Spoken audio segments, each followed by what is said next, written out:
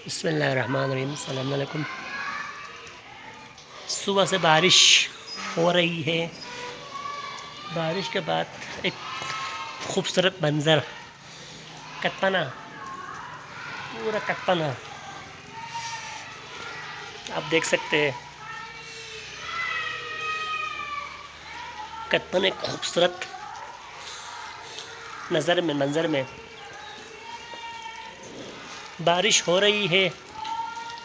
ऊपर से छतों के ऊपर बारिश जब होती है तो ढरंग ढरंग ढरंग की आवाज़ें आती है।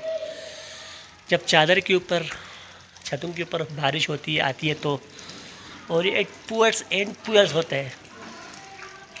ये पानी क्या हो जाता है, ओवरफ्लो होता है और ये बहता है पानी। बारिश का पानी जब पीछे पड़ता है आगे पीछे फैल जाता है। कितना खूबसूरत मंजर पेश के इस बारिश ने। सर्दी है, हम बहुत सारे लोग कोट पहने हुए हैं। एक खूबसूरत मंजर आप देख सकते हैं, पूरा कटपना। हमारे चैनल को सब्सक्राइब करें।